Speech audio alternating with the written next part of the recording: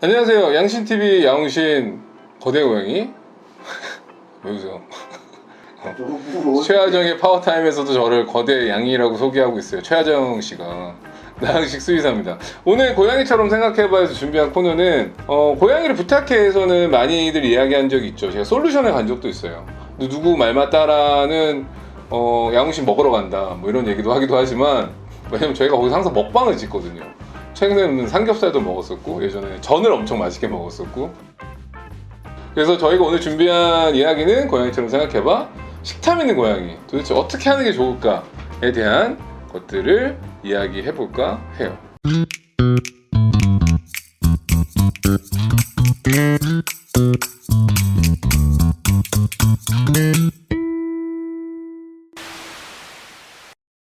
고양이가 도대체 사람 음식 왜 먹을까?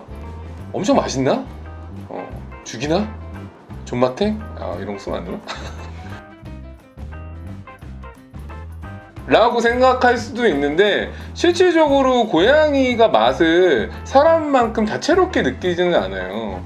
대표적으로 아시다시피 고양이가 못 느끼는 맛이 있죠. 짠맛과 단맛을 못 느낍니다. 특히 단맛을 못 느낀다라고도 알려져 있는데요. 고양이의 경우에는 사람 미레라고 해서 맛을 느끼는 미레가 확연하게 차이가 있어요. 사람에게는 미레가 한 9,000개 정도가 있는데 고양이에게는 한 470개 정도밖에 없기 때문에 확실히 사람보다는 다양한 맛을 느끼기가 좀 어렵다라고 보시면 될 것 같아요. 고양이가 맛 때문에 사람 음식을 훔쳐 먹는다라는 거는 약간은 오해다라고 보시면 될 것 같습니다. 그러면 도대체 왜 내가 먹고 있는데 와서 막 달라고 하고 낑낑대고 이럴까? 라고 한다면, 고양이가 가지고 있는 어떤 습성을 이해하실 필요가 있어요. 고양이는 좀 다채로운 음식을 먹으려는 성향도 있긴 하거든요. 뭐 사료만 먹는다던가 이런 경우에는 아이들이 조금은 무료하기 때문에 다양한 식감을 제공할 수 있다던가, 이런 사람 음식들은 다양한 걸 먹잖아요. 항상 라면만 먹는 건 아니기 때문에 그런 경우에는 고양이들이 식탐이 생길 수가 있다는 거죠. 물론 이것도 고양이들마다 성향 차이는 있어요. 제 책에도 소개된 내용이긴 하지만, 대집사 고양이 상담소라는 책이 아마 나왔는지 나왔을지 어떨지 잘 모르겠어요. 소개한 내용 중에 하나가, 고양이는 네오필리아 성향이 있고 네오포비아 성향이 있습니다. 네오필리아는 말 그대로 새로운 거를 좋아하고 이렇게 반복되는 걸 싫어하는 아이들, 그러니까 궁금한 게 많은 친구들, 음식이든 환경이든 간에. 네오포비아의 경우에는 새로운 걸 싫어하는 애들, 익숙한 걸 좋아하는 애들. 저는 개인적으로는 이게 약간 섞여 있는 성향이긴 하지만, 이런 성향이 있기 때문에 고양이가 네오필리아 성향이 강하다, 새로운 걸 좋아하는 성향이 강하다, 이런 경우는 사냥감을, 기본적으로 다양한 사냥감을 찾기 위해서 식탁위를 막 왔다 갔다 한다던가 싱크대를 막 두리번 거린다던가, 이런 아이들이 생길 수도 있다라는 거죠. 그리고 또 하나는 뭘 얘기할 수 있냐면, 사냥 본능이에요. 되게 재밌잖아요. 못 먹게 하기 위해서 막 음식을 막 치운다던가, 이런 것들이 고양이 입장에서는 내가 사냥을 해서 잡아야 되는 어떤 포식행위, 사냥감을 잡아야 된다라는 어떤 본능을 되게 자극하는 상황이 될 수도 있다는 거죠. 사냥 본능이 충분히 충족되지 않는 경우, 재미가 없는 경우, 예를 들어서 놀이가 충분히 제공되지 않고 먹이 장난감이 집에 없다, 먹이 퍼즐이 없다, 맨날 밥이 쌓여있다, 이런 경우는 자기 밥 놔두고 밥 먹을 때 와가지고 막 올라온다던가 문다던가, 이런 경우도 되게 많다라고 보시면 될 것 같고요. 특히 어린 고양이들, 1살 미만의 운동량이 많고 그런 에너지가 뿜뿜한 아이들의 경우에는 특히나 식탐이 강하거나 식탁 위를 배회하는 이런 경우도 많다라고 보시면 될 것 같아요. 간혹 그런 친구도 있거든요. 우리 아이는 내가 밥 먹을 때 와서 상추를 자꾸 달라고 해요. 상추를 뜯어 먹어요. 근데 과연 이런 것들이 괜찮을까? 라고 걱정을 하시는 분들도 계신데, 고양이는 기본적으로는 육식동물이기는 해요. 당연히 고기를 먹는 게 맞기는 합니다. 고기를 좋아하기도 하고요. 하지만 고양이라고 하더라도 이런 채소가 주는 아삭함 아니면 식감, 이런 것들을 또 흥미롭게 생각하고 재밌어하는 친구들도 있어요. 그렇기 때문에 이 아이들에게 내가 삼겹살을 먹고 있는데 상추를 좀 준다, 이런 것들은 문제는 되지는 않습니다. 왜냐하면 실질적으로 고양이는 의도적으로 헤어볼 관리를 위해서 캣그라스라던가 이런 것들, 밀 길이 같은 것들을 먹고 구토를 유발하기도 해요. 대신 너무 많이 먹거나 너무 많이 즐겁게 해주면 보호자님이 식사를 제대로 할 수가 없기 때문에 이것도 적정량을 주는 게 중요하다. 그럼 적정량의 기준이 뭐냐? 뭐 깻잎 한 장이냐, 상추 한 장이냐 라고 했을 때 그냥 반장 정도를 좀 잘라가지고 조금씩만 좀 씹는 정도 해주면 되지 않을까.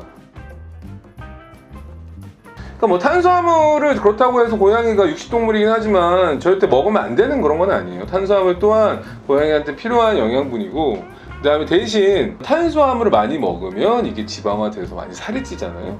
그러니까 적정한 양, 소량이나 이런 것들은 도움이 되지만 너무 많은 탄수화물 공급을 한다던가 이런 경우에는 당연히 살이 찔 수밖에 없죠. 고양이가 먹으면 안 되는 음식들이 몇 가지가 대표적인 것들이 있어요.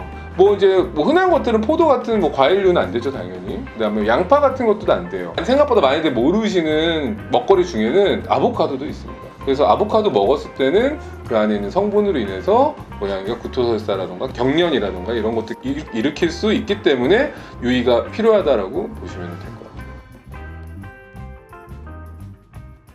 고양이 하면은 생선을 알맞게 조리해서 주는 건 상관없지만 문제는 뭐냐면 날생선 같은 경우에는 문제가 될 수가 있어요. 그래서 고양이가 생선을 먹었을 경우에는 티아미나제라고 있는 성분이 비타민 B1을 파괴시켜가지고 신경계 질환을 일으킬 수도 있어요. 그래서 과도한 날생선을 먹는다 이런 경우에는 고양이들이 생각보다 위험에 빠질 수도 있다.